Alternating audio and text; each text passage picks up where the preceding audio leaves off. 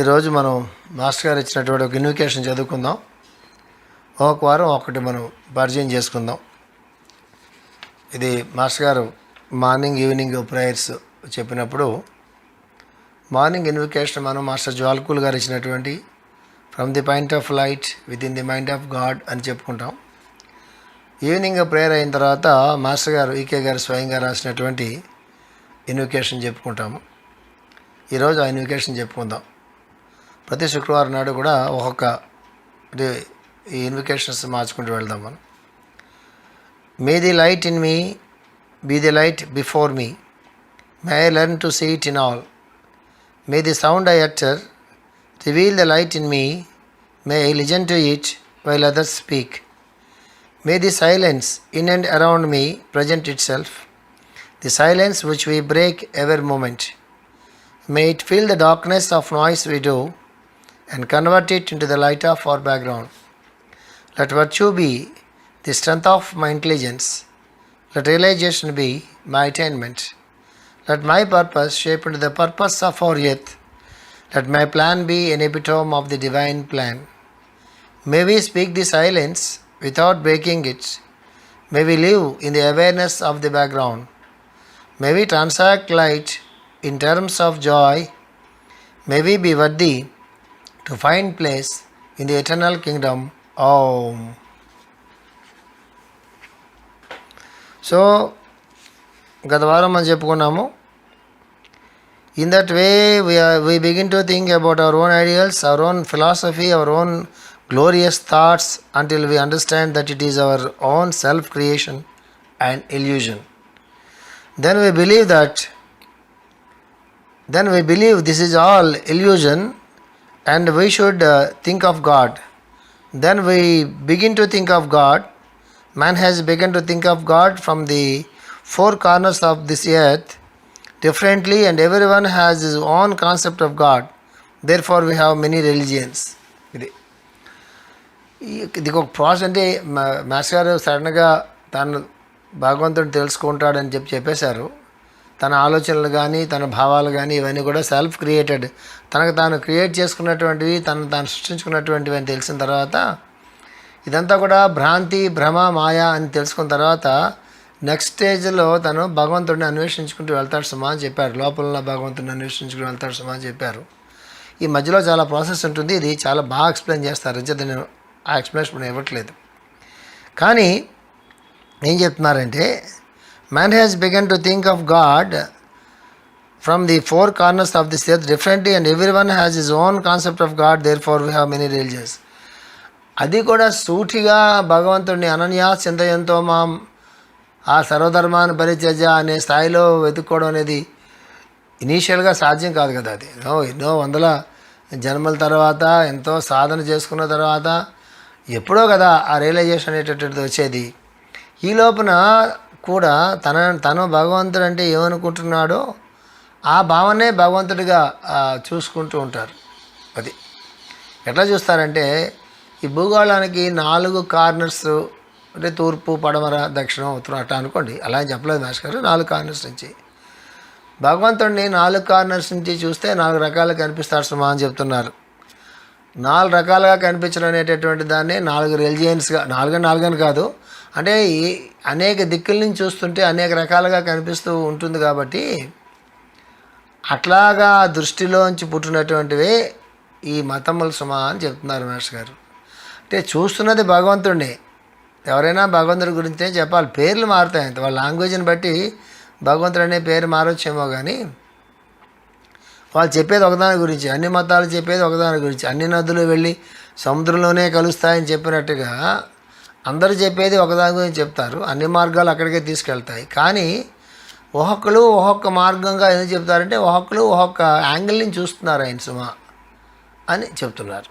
ఇది చాలా గొప్ప స్టేట్మెంట్. ఇది అందరూ ఒకదాని గురించి చెప్తున్నారు కానీ వాళ్ళ దృష్టికోణం నుంచి చూస్తుంటే డిఫరెంట్గా కనిపిస్తూ ఉంటుంది. ఇప్పుడు అక్కడ దాకా ఎందుకండి, ఇప్పుడు కెమెరాలో ఫోటోగ్రాఫ్ నా ముఖం ఉంది ఉదాహరణకి, ఎదురుగా పెట్టి తీస్తే ఎదురుంటే కనిపిస్తుంది. ఆ పక్క నుంచి ఎవరైనా తీశారనుకోండి నాకు ఈ హాఫే కనిపిస్తుంది. ఈ పక్క నుంచి తీశారనుకోండి ఎవరన్నా అది ఈ హాఫే కనిపిస్తుంది, నాకు ఈ హాఫ్ ముఖం నాకు కనిపించదు. పైన తీశారనుకోండి, పైన తీస్తే ఒక పోర్షన్ మాత్రమే కనిపిస్తుంది, మీద కింద ఉండే పోర్షన్ కనిపించదు. అన్నీ నా ఫోటోగ్రాఫ్సే కదా, అన్నీ మీ ఫోటోగ్రాఫ్సే కదా. ఆ తీసిన యాంగిల్ని బట్టి, ఆ యాంగిల్ని బట్టి ఎలాగైతే మన ఫోటోగ్రాఫ్ మారిపోతుంటుందో మనం ఒక్కలమైనప్పుడు కూడా అన్ని రకాల ఫోటోగ్రాఫ్స్ మనకుంటాయి, అన్ని యాంగిల్స్లో నుంచి కూడా మనకు ఉంటాయి. ఏదో పెళ్లి చూపులకు ఫోటోలు తీస్తారు చూసారా, అట్లా అనమాట. పెళ్లి కూతురు ఒక అమ్మాయి కానీ అన్ని యాంగిల్స్లో నుంచి తీస్తారు, ఎక్కడ ఏ యాంగిల్లో నుంచి బాగా కనిపిస్తుందో ఆ యాంగిల్లో తీసి చూపిస్తారు. అమ్మాయి ఒక్క అమ్మాయి. ఇన్ని మతాలు ఒకదాని గురించి ఒక ఆయన గురించి చెప్తాయి కానీ రకరకాల మార్గాల్లో చెబుతుంటే సమానం చెప్తున్నా, అది అర్థం చేసుకోవాలి. ఇది చేస్తే ఈ భిన్నత్వం అనేటటువంటిది రాదు, ఈ ఘర్షణ అనేటటువంటిది ఉండదు, అది చెబుతున్నారు. Suppose 4 photographers stand on 4 towers of Lyon అంటే ఫ్రాన్స్లో అనుకుంటాను ఆ ఊరు, అది ఫ్రాన్స్లో ఒక ఊరు అనుకుంటాను లియాన్ అంటే నేను అనుకుంటున్నాను. Suppose 4 photographers stand on 4 towers of Lyon differently and take 4 different photographs of the Lyon city. They bring them to you and say, this is Lyon. The Lyon of every photo is quite different from the Lyon of another photo. But they are not false, they are true. They are not bluffing. They have taken the photos of only one city. Like that, men have taken thousands of photos of the city of God. The result is everyone has his own photo of God. One photo is different from the other. The God of one fellow has mustache and beard. The God of another fellow has a third eye. Another fellow's God has many heads. Like this, everyone has his own God. The reason is everyone has his own impression of God, not God. ఇది చాలా బాగా చెప్తున్నారు ఇక్కడ, చూడండి ఎంత బాగా చెప్తున్నారు. Lyon city బస్ మాస్టర్ లెక్చర్ ఫ్రాన్స్లో ఇచ్చుంటారేమో అనుకుంటున్నాను. లియాన్ సిటీ ఫ్రాన్స్లో ఉన్నట్లయితే ఓకే. ఈ ఈ ఈ ఒక ఆ సిటీ ఏదైతే ఉన్నదో ఆ సిటీ తాలూకు ఫొటోస్ ఏవైతే ఉన్నాయో అన్ని యాంగిల్స్ నుంచి ఫోటో తీస్తే డిఫరెంట్గా పడుతుంది. కానీ సిటీ ఒకటే కాబట్టి సిటీ ఒక్కటే డిఫరెంట్ యాంగిల్స్ నుంచి డిఫరెంట్ ఫోటోగ్రాఫ్స్ పడినట్టుగా భగవంతుడు ఒక్కడే రకరకాలుగా ఉంటాడు సుమా, కనిపిస్తున్నాడు సుమా. ఎందుకు కనిపిస్తాడో అలా చూస్తాం కాబట్టి. ఒక ఆయన ఫోటో వేస్తే శివుడు ఫోటో 3వ కన్ను, ఒక ఆయన విష్ణువు ఫోటో వేస్తే 4 భుజాలు, ఇంకొక ఆయన బ్రహ్మదేవుడి ఫోటో వేస్తే 4 తలకాయలు, ఇంకొక ఆయన అమ్మవారి ఫోటో వేస్తే, ఇంకొక ఆయన జీసస్ ఫోటో వేస్తే, ఎవరు ఏ ఫోటో వేసుకున్నా కూడా అని ఒక్కొక్క రూపంతో మనకు అనిపిస్తూ ఉంటాయి. అందుకే మాస్టర్ గారు ఇన్ని రూపాల వెనక ఉండేటువంటి ఒకటే రూపం ఉంది, అది రూపం కూడా కాదు యాక్చువల్గా. అదే చెప్పడానికి ఇన్ని రూపాలుగా ఎందుకు వేస్తారు, ఇన్ని 4 తలకాయలు ఎందుకు ఉండాలా, 4 చేతులు ఎందుకు ఉండాలా, 3 కళ్ళు ఎందుకు ఉండాలా, ఒక ఆయన చేతిలో శంఖం ఎందుకు ఉండాలా, ఒక ఆయన చేతిలో చక్రం ఎందుకు ఉండాలా, ఇంకొక ఆయన చేతిలో త్రిశూలం ఎందుకు ఉండాలి, ఒక ఆమె చేతిలో పద్మం ఎందుకు ఉండాలి.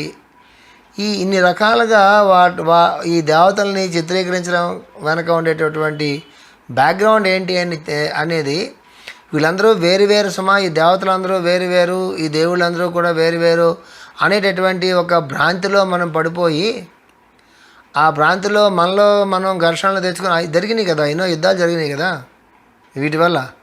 అట్లాంటి ఒక అవగాహన లేమైనటువంటిది లేకుండా చేయడం గురించే మాస్టర్ గారు ది సైన్స్ ఆఫ్ సింబాలిజం అని ఒక లెక్చర్ ఉంటుంది. ఈ ఓవర్సీస్ మెసేజెస్ సిరీస్లోనే ఒక బుక్ ఉంటుంది, సైన్స్ ఆఫ్ సింబాలిజం అని. ది సైన్స్ ఆఫ్ సింబాలిజం అని, the symbolism in the scriptures అని, సింబాలిజం ఆన్ ది ట్రయాంగిల్ అని, symbolism on the Solomon temple అని, ఇట్లా మాస్టర్ గారు చాలా లెక్చర్లు ఇచ్చారు సింబాలిజం మీద. మనం ఏం చేసామంటే అన్ని ఈ 12 పుస్తకాలు ఆ లెక్చర్లన్నీ మనం ఒక్కొక్క బుక్లో ఒక్కొక్క లెక్చర్ లాగా వేసాము.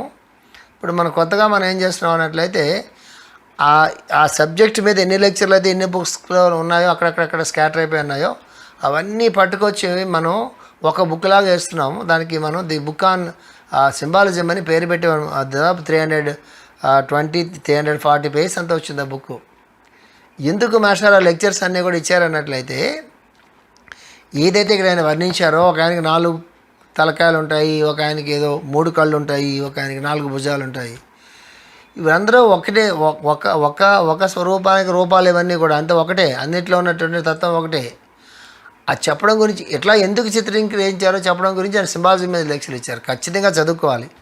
మన రామాయణం కానీ భాగవతం కానీ ఉపనిషత్తులు కానీ ఏదైనా అనండి, మన పురాణ పురుషులు అంటాం కదా, మన పురాణ పురుషుల తాలూకు నిజమైనటువంటి ఎందుకు అట్లాగా వాళ్ళని వర్ణించారనేటటువంటిది ఏదో వాళ్ళు తోచినట్టుగా వర్ణించారు, భక్తి ప్రధానంగా వర్ణించారు అని కాదు. ఒక సింబాలిజం బ్యాక్గ్రౌండ్లో వాళ్ళని వర్ణించారంటే సృష్టి క్రమాన్ని అర్థం చేసుకోవడం గురించి, బ్రహ్మాండ నిర్మాణాన్ని అర్థం చేసుకోవడం గురించి, ఈ సృష్టిలో ఎలాంటి ప్రజ్ఞలు పనిచేస్తుంటాయో చెప్పడం గురించి, దాని గురించి సింబాలిక్గా అట్లాంటి ఫామ్స్ని మన ముందు పెట్టారు. మన ఋషులందరూ కూడా ఆ వర్ణనలు మన ముందు పెట్టారు. అందుకే మాస్టర్ గారు లెక్చర్లు ఇచ్చారు. ఎవరన్నా ఓపుకున్నటువంటి వాళ్ళు ఈ 12 వాల్యూమ్స్ లేకుండా వెతుక్కోండి. మేము కొత్త బుక్ ప్రింట్ చేసేంత వరకు the science of symbolism, the science of triangles, symbolism of the triangles, Solomon temple, చాలా లెక్చర్లు ఉంటాయి. సింబాలిజం ఇన్ ద స్క్రిప్చర్స్ ఇవి. సో అది తెలిస్తే మనకి ఇబ్బంది రాదు, అది చెప్తున్నారు ఇక్కడ. చెప్పి one photo is different from other. The God of one fellow has moustaches and beard. The God of another fellow has third eye. Another fellow's God has many heads. Like this, everyone has his own God. The reason is everyone has his own impression of God, not God. ఇది భగవంతుడు అంటే వీడు ఏమనుకుంటున్నాడో ఆ ఇంప్రెషన్స్తో చేసినటువంటిది తప్ప అసలు God ఇది కాసమా అని చెప్తున్నారు. అందుకే చాలా మాటలు రావణ మహర్షి ఎగ్జాంపుల్ మనం చెప్పుకున్నాం. చాలా మాటలు ఏం చెప్పుకున్నాం మనం. ఒక ఆమె వచ్చి నాకు రాత్రి కల్లో సుబ్రహ్మణ్య స్వామి దర్శనం ఇచ్చాడు స్వామి అని చెప్తే రావణ మహర్షి నీ మానసపుత్రుడప్ప అన్నట్ట. అది own image of own impression of God అంటే అర్థం ఏంటంటే తెలుగులో ఆయన ఏమన్నారు, ఆయన నీ మానసపుత్రుడప్ప అన్నట్ట. మానసపుత్రుడు అంటే అర్థం ఏంటి, నువ్వు మనస్సుతో సుబ్రహ్మణ్య స్వామి అని చెప్పి ఎట్లా నువ్వు భావం చేస్తున్నావో ఆ భావమే నీ కళ్ళలో రూపం కట్టుకొని కనిపించింది సుమా అని చెప్పడం. దాన్ని ఇంగ్లీష్లో మాస్టర్ చెప్తున్నారు. Your own impression of God, that is not real God సుమా అని చెప్తున్నారు. అంటే మొత్తం మనం బిల్డప్ చేసుకున్నటువంటి చాలా బుక్స్ గాలిలో కలిసిపోతాయి. ఎట్లా బిల్డప్ చేసుకుంటా, దేవతలు ప్రత్యక్షం అవుతున్నట్టుగా, ఎవరో మహాత్ములు ప్రత్యక్షం అవుతున్నారు. ఏ మహాత్ముడు నీకు ప్రత్యక్షం అవుతాడు? నేను రాత్రి కల్లో శివుని చూశాడు అంటాడు. శివుడిని ఎవరు చూశారు? శివుడిని అసలు ఎవరు చూశారు? శివుడు అంటే నీ భావన, ఆ భావనే నీకు శివుడిగా కనిపిస్తున్నా. ఎన్నో క్యాలెండర్స్ ఉంటాయి మనకి. ఎంతోమంది సినిమాలో శివుడి పాత్రలు వేస్తూ ఉంటారు. ఒక ఆయన శివుడి పాత్ర వేస్తే ఒకలాగా ఉంటుంది ముఖం, రెండో ఆయన కూడా అదే శివుడి పాత్ర వేస్తే, అదే శివతాండవం చేసినా కూడా ఈయన ఒకలా డ్యాన్స్ చేస్తే ఒకలా డ్యాన్స్ చేస్తా, ఈయన ముఖం ఒకలా ఉంటుంది, ఆయన ముఖం ఒకలాగా ఉంటుంది. అదే భారతదేశంలో ఇన్ని రాష్ట్రాల్లో ప్రతి రాష్ట్రంలోనూ ఒక కళాకారుడు శివుడిని చిత్రీకరిస్తే ఆ రాష్ట్రంలో ఉండేటటువంటి, ఆ రాష్ట్రంలో మొట్టమొదటి పుట్టి పెరుగుతున్నటువంటి ఒక కళ అనేటటువంటి ప్రతి రాష్ట్రానికి డిఫరెంట్గా ఉంటుంది. డ్యాన్స్ ఫామ్స్ లాగే ఆర్ట్ ఫామ్ కూడా ప్రతి రాష్ట్రానికి డిఫరెంట్గా ఉంటుంది. ఆ కళాకారుడు ఆ రాష్ట్రానికి సంబంధించినటువంటి ఆ చిత్రం ఆయన గీస్తాడు. నార్త్ ఇండియాలో ఉన్న శివుడి తాలూకు ముఖాలు సౌత్ ఇండియాలో శివుడి తాలూకు ముఖాలు ఒకలా ఉండవు. నార్త్ ఇండియాలో ఉండే కృష్ణుడి ముఖం సౌత్ ఇండియాలో ఉండే కృష్ణుడి ముఖం లాగా ఉండదు. ఇస్కాన్ వాళ్ళు గీస్తే ఆ కృష్ణుడి ముఖం ఇంకొకలా ఉంటుంది. ఇలా నీకు కనిపించిన కృష్ణుడు ఎవరు?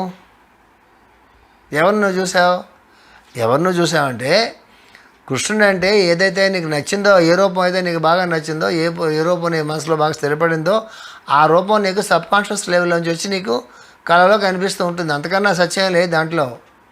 అందుకే పెద్దవాళ్ళు పతంజలి లాంటి వాళ్ళ రూపాల జోలికి పోవచ్చు అని చెప్తారు. ఆ రూపాల జోలికే మనం పోతుంటాం. దాని మీదే పుస్తకాలు ఎన్నో వందల వేల పుస్తకాలు అద్భుతంగా లక్షల కాపీలు అమ్ముడిపోతూ ఉంటాయి. ఇవి అంటే ఎక్కువ ఇల్యూజన్ మీద నడుస్తూ ఉంటుంది బండి అంతా. ఎక్కువ ఇల్యూజన్ మీదే మన బండి నడుస్తుంటుంది. సంసారం అంటాం కదా, ఇది ఒక రకమైన యోగ సంసారం అనుకోండి. ఇల్యూజన్ మీద నడుస్తున్న బండి. అసలు నిజమైన సాధన మీద బండి. నిజమైన సాధన మీద నడాలంటే మీరు ఎవరి దగ్గరికి వెళ్ళాలి?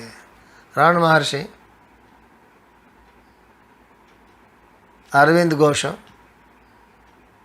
అరవింద్ మహర్షి కదా, అట్లాంటి వాళ్ళ దగ్గరికి కావ్యకండ గణపతి ముని ఆయన రాసినటువంటి పుస్తకాలు, త్రిపుర రహస్యం, జ్ఞాన వాసిష్టం, భగవద్గీత, అవధూత గీత, అష్టావక్ర గీత, వాటిల్లో ఉంటుంది నిజమైనటువంటి ఆధ్యాత్మికత, యోగం అంటే. వాటిలో అవి మనకు అర్థమయ్యే చావు. అవి ఎవరైనా వ్యాఖ్యానం రాసినా చదువుకోవడానికి వెళ్తుంటే భగవద్గీత అంటే అందరికీ పరిచయం అయింది కాబట్టి ఎంతో ఆ శ్లోకాలన్నా వింటారు. అష్టావక్ర గీతలు, అవధూత గీతలు చదువుకోవడానికి ఎవరు చదువుకుంటారు? అవి సనస్సు జాతీయం లాంటి చదువుకుంటే ఇప్పుడు మనం దేని గురించి మాట్లాడుకుంటున్నామో దాని గురించినటువంటి ఒక బేసిక్ అండర్స్టాండింగ్ అనేది మనకు దొరుకుతుంది. సో అంచేత భగవంతుడు మనం ఏమనుకుంటున్నాం, that is nothing but our impression of our own God, not real God అని చెప్తున్నారు master garu. So what we call God is only our impression of God and not and God exists behind the impressions and behind ourselves and within ourselves, just smiling like a little child. నీ ఊహలకి నీ భావాలకి అన్నిటికీ కూడా అతీతంగా ఆయన ఉంటాడట. ఆయన మనలోనే ఉంటాడట. ఆయన గురించి మనం అట్లా మాట్లాడుకుంటుంటే ఆయన నవ్వుకుంటుంటాడు. చిన్నపిల్లవాడు ఎలాగైతే నవ్వుకుంటుంటాడు. చిన్నపిల్లలు ఎప్పుడైనా చూస్తారు నిద్రలో? ఠాగూర్ చాలా బాగా చెప్తారు దాని గురించి. చిన్నపిల్లలు నిద్రలో నవ్వుకుంటూ ఉంటారు. సాధారణంగా నవ్వుని చాలామంది మనం చూడం, ఎందుకంటే ఆ టైంలో మనం నిద్రపోతుంటాం. ఇది అప్పటికే చిన్నపిల్లలకి అప్పటికే వాళ్ళతో పాటు చాలాసేపు నిద్రపోరాడు. వాళ్ళతో పాటు మనం కూడా మెలకుగా ఉండి మనం అంటే తల్లులు మెలకుగా ఉండి వాడు నిద్రపోగానే వీళ్ళు కూడా నిద్రపోతారు. మళ్ళీ వాళ్ళు ఆడ ఏడ్చి లేవగానే మళ్ళీ ఇస్తారు. సో వాళ్ళని పడుకుంటే తప్ప వాళ్ళు పడుకుంటే తప్ప వీళ్ళు పడుకోవడం లేదు. వాళ్ళు వేస్తే ఖచ్చితంగా వీళ్ళు లేవాలి. కాబట్టి వాడు నిద్రపోతున్నప్పుడు నవ్వుంటుంది చూసారా, దానికి మనం నిద్రపోకుండా అలా చూస్తుంటే ఎప్పుడో ఒకప్పుడు ఒక స్మైల్ వదులుతాడు నిద్రలో పిల్లలు. ఆ స్మైల్ చాలా బాగుంటుంది సుమా అని చెప్తాడు ఠాగూర్. ఎప్పుడు మాస్టర్ గారు ఎగ్జాంపుల్ చెప్పేవారు. చిన్నపిల్లలు అంటే పురిటికందులు అంటాం కదా, చిన్నపిల్లలు మంత్స్ బేబీ, వాళ్ళు నిద్రలో నవ్వు చాలా అందంగా ఉంటుంది సుమా అని చెప్తారు. అలాగే ఈయన మనలో ఉండి ఆయన గురించి మనం బాగా మాట్లాడుకుంటుంటే, ఆయన గురించి బాగా మనం వర్ణనలు చేస్తూ ఉంటే, ఆయన అంటే ఏమనుకుంటున్నామో దాని గురించి మనం ఉధృతంగా మాట్లాడుతుంటే ఆయన లోపల వటపత్ర సాయి అంటాం కదా, ఆ వటపత్ర సాయి ఎలాగైతే అట్లా హ్యాపీగా పడుకుని ఆ మర్రాక మీద పడుకుని కాలు ఎంత బొట్టన వేలు నోట్లో పెట్టుకుని హ్యాపీగా నిద్రపోతుంటాడో, అలాగా ఆడుకుంటుంటాడో, అట్లాగా లోపల ఉన్నటువంటి వాడు శుభ్రంగా నవ్వుకుంటుంటాడట. మాస్టర్ గారు ఒక లెక్చర్ నాకు గుర్తు రావట్లేదు, ఇన్నర్ స్మైల్ అని ఒక పదం వాడతారు. నేను ఒకసారి ఒక లెక్చర్లో నేను చెప్పినట్టు గుర్తు నాకు యాక్చువల్గా. ఇన్నర్ స్మైల్ అనే పదం వాడతారు. ఏ లెక్చర్లో చెప్పారో నాకు గుర్తు రావట్లేదు, ఇప్పుడు గుర్తొచ్చినప్పుడు చెప్తాను. ఇన్నర్ స్మైల్ అనేది మనం ప్రాక్టీస్ చేయాలి. ఇన్నర్ స్మైల్ లోపలన్నవాడు మందహాసం వికటాటహాసాలు చేయాలి. లోపలవాడు మందహాసం చేస్తాడు, మనం వికటాటహాసాలు చేస్తాం. వికటాటహాసాలు అంటే హాహా అని అనడం ఒకటే కాదు, అక్కర్లేనిదంతా మాట్లాడుతూ ఉంటాం. మనం అక్కలేని వ్యాఖ్యానాలన్నీ మనం చేస్తూ ఉంటాం, మన బుర్రలోంచి పుట్టినవన్నీ కూడా. ఆయన అక్కలేని పెద్దగా నవ్వుతూ ఉంటాం, లోపలటువంటి వాడు మందహాసం చేస్తూ ఉంటాడు. అందుకే మౌనం అభ్యాసం చేయమంటారు సాధనలో స్టేజ్కి వచ్చేటప్పటికల్లా. మౌనం అభ్యాసం చేయడం అంటే అర్థమేంటి తెలుసా? మౌనం అంటే నోరు మూసుకుని కూర్చోడం ఒకటే అర్థం కాదు. ఆలోచనలు భావాలు లేనటువంటి స్థితిలో ఎప్పుడు కూడా ఆ మౌనం అభ్యాసం చేసేటప్పుడు తనతో తాను ఉంటాడు. ఈ బుక్ అంతా దాని గురించే కదా. తనతో తాను ఉన్నప్పుడు మాత్రం ఇన్నర్ స్మైల్ అంటే ఏంటో తెలుస్తుంది. ఎంత వర్ణించినా, నేను వర్ణించినా కూడా అది కూడా భాషతో వర్ణించడమే కదా. ఇది చెప్తున్నారు మాస్టర్ గారు చెప్పి.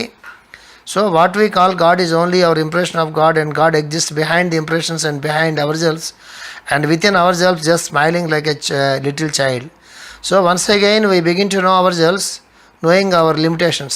ఇది మన లిమిటేషన్స్ తెలిస్తే తప్ప మనం అంటే ఏంటో ముందు మనకు తెలియదు. అంటే ఇవన్నీ కూడా మన లిమిటేషన్స్ అని చెప్పి మనకు తెలియాలి. అందుకే ధ్యానం ప్రాక్టీస్ చేయించేటప్పుడు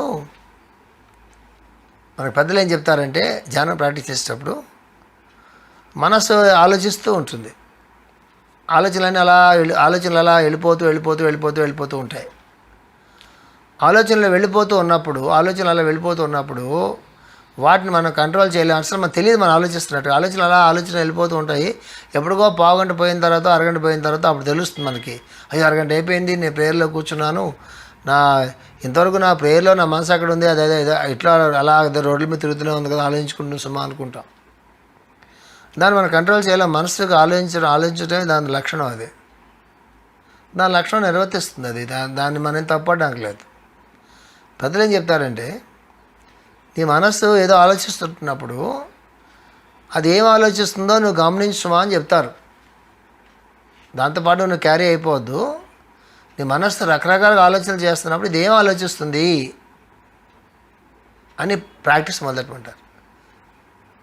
ఇది భలే, ఇది అసలే ఎటో పోతుందో అక్కడప్పుడు దానికి మనం ఎక్కడ పోతాం, అది ఆలోచించుకుంటూ పోతే అది ఏం ఆలోచిస్తుందో మనకు ఎక్కడ తెలుస్తుంది అంటే ఆ స్టేజ్ కోసం ప్రయత్నం చేయాలి. అప్పుడు ఎటో పోతుందా అని వెనక్కి తెచ్చుకోవడానికి కావాల్సినటువంటి దాన్ని తెలుగులో చెప్పాలి, దాని పిల్లకి మన చేతుల్లోకి రావాలంటారు చూసారా. అట్లా మనసు ఏం ఆలోచిస్తుందో దీన్ని విట్నెసింగ్ అంటారు. దీన్ని ఇంగ్లీష్లో మంచి వర్డ్ ఉంటుంది, విట్నెసింగ్ అంటారు. టు అబ్జర్వ్ అంటారు. దాన్ని అబ్జర్వ్ చేస్తుండాలి. చిన్నపిల్లలు నడిచి వెళ్తున్నప్పుడు స్కూల్ దాకా వెళ్ళిపోయిన దాకా వీచ్ ఎవరు నిలబడేవాళ్ళమా నాన్న, కొంచెం పిల్లలు పెద్ద అయిన తర్వాత అంతవరకు పట్టుకెళ్ళి దింపుతారు స్కూల్లో. ఈ పిల్లలు కొంచెం పెద్ద అయిన తర్వాత స్కూల్ దాకా దింపడం కాకుండా వీచ్ చివరి దాకా దింపి వెళ్ళిపో అని ఇక్కడి నుంచి చూస్తూ ఉంటారు. వాళ్ళు సేఫ్గా అటు ఇటు తిరగకుండా ఒకే లెఫ్ట్ సైడ్ నుంచి జాగ్రత్తగా రోడ్డు క్రాస్ చేసుకు వెళ్ళిపోతున్నాడు, మన అలర్ట్గా ఉన్నాడని తెలిసిన తర్వాత నెక్స్ట్కి వెళ్ళరు. అని వదిలేస్తే నేను వెళ్ళిపోని చెప్పి సైకిల్ ఇచ్చి వెళ్ళిపోని చెప్తారు. ఇట్లా మనం కూడా విట్నెసింగ్ అనేది ఎలా ఉంటుంది అన్నట్లయితే మనం కూడా మనస్సు ఎట్టిపోతుందో అనేది మనసుని మనం గమనించుకుంటున్నప్పుడు క్రమంగా మనస్సు వెనక్కి వస్తుంది. మనసు వెనక్కి వచ్చినప్పుడు ఏం చేయాలి, అది లోపుకి మనసు ఒకసారి వెళ్తున్న దారి మళ్ళీ వెనక్కి వచ్చినప్పుడు దానికి నెక్స్ట్ దారి లోపుకి వెళ్ళటమే. It's a process. అప్పుడు మనం ఆలోచిస్తున్న ఆలోచనలో చాలా లిమిటేషన్స్ మనకు తెలుస్తాయి. మనకున్న లిమిటేషన్స్ మనకు తెలుస్తూ ఉంటాయి. మనకు చాలా కోపం వస్తుంది, లిమిటేషన్ మనకు తెలియాలి. నాకు అలా కోపం వస్తుందని అంటే కుదరదు, ఇది లిమిటేషన్ మనకు తెలియాలి. పక్కాడు చేస్తే మళ్ళీ కోపం వస్తుంది మనకి. మీరు అనవసరం కోపడుతున్నారని అంటే మళ్ళీ కోపం వస్తుంది వాడి మీద మనకి. పోదు మనకు తెలియాలి మనకు కోపం వస్తుందని. మనకు తెలియాలి మనం అక్కర్లేని మాటలు మాట్లాడుతున్నామని. మనకు తెలియాలి అక్కర్లేని తిండి అంతా మనం తింటున్నామని. మనకు తెలియాలి అక్కర్లేని ఆలోచనలు చేస్తున్నామని. మనకు తెలియాలి మన ప్రవర్తనలో దోషం ఉందని. మనకు తెలియాలి మనకు చాలా బద్ధకం ఉందని. మనకు తెలియాలి మన క్రమశిక్షణ లేదని. మనకు తెలియాలి మనం తెలుసుకోవాల్సింది చాలా ఉందని మనకు తెలియాలి. మనకు తెలిసింది చాలా ఎక్కువ అని తెలియడం కాదు, మనం తెలుసుకోవాల్సింది చాలా ఎక్కువ ఉందని, మనకు తెలిసింది చాలా తక్కువ, మనం తెలుసుకోవాల్సింది చాలా ఉంది సుమా అని తెలియటమే జ్ఞాన మార్గంలోకి వెళ్ళడానికి కావాల్సినటువంటి first step. These are all the limitations. అది తెలిసినప్పుడు మాత్రమే భగవంతుడి తాలూకు సామ్రాజ్యంలోకి వెళ్ళడానికి మనకి ప్రవేశం అనేది లభిస్తుంది. అది ఇక్కడ చెప్తున్నారు master garu. So what we call God is only our impressions of God, and God exists behind the impressions and behind ourselves and within ourselves, just smiling like a little child. So once again we begin to know ourselves, knowing our limitation. అంటే మన గురించి మనం తెలుసుకోవడం మొదలెడతాము. ఎప్పుడు మొదలెడతాం అంటే మన limitations తెలిసినప్పుడు మనం మొదలు పెడతాం. So knowing thyself is a long process. And once again I tell you a little story about knowing thyself. It is also a story from the scriptures. ఇది మనం ఇక యాక్చువల్గా రియల్గా ఇది నేను చెప్పాను కదా మీకు, భృగువల్లిలో ఉండేటటువంటి సంవాదం ఇది గురు శిష్యుల మధ్య అనండి, లేకపోతే తండ్రి కొడుకుల మధ్య అనండి. ఇది చాలా పేజీలు ఉంటుంది. దీంట్లోనే మొత్తం ఆధ్యాత్మికత అనండి, యోగం అనండి, తత్వం అనండి, ఫిలాసఫీ అనండి, ఏదైనా అనండి, మొత్తం ఈ తండ్రి కొడుకు వాళ్ళ తాలూకు సంభాషణల మధ్య దీంట్లో మీకు దక్షిణామూర్తి సాంప్రదాయం అంటే ఏంటో మనకు తెలుస్తుంది. నిజమైన గురువు ఒక శిష్యుడిని ఎట్లా ఉద్ధరిస్తాడో తెలుస్తున్నది. అసలు ఇంత టీచింగ్ అవసరమా, అసలు ఇంత టీచింగ్ అక్కర్ లేకుండా గురువు శిష్యుల్లో ఎట్లాంటి ఒక జ్ఞానోదయాన్ని కలిగిస్తాడనేటటువంటిది, ఆత్మదర్శనాన్ని కలిగిస్తాడనేటటువంటిది, సత్యదర్శనాన్ని కలిగిస్తాడనేటటువంటిది కూడా మనకి ఈ డిస్కషన్స్లో మనకు తెలుస్తుంది. రేపు నుంచి మనం చెప్పుకుందాం. స్వస్తి ప్రజాభ్య పరిపాలయంతాం న్యాయేన మార్గేణ మహీమహీషా గోబ్రాహ్మణేభ్య సోమస్తు నిత్యం లోకా సమస్త సుఖినో భవంతు. ఓం శాంతి శాంతి శాంతి.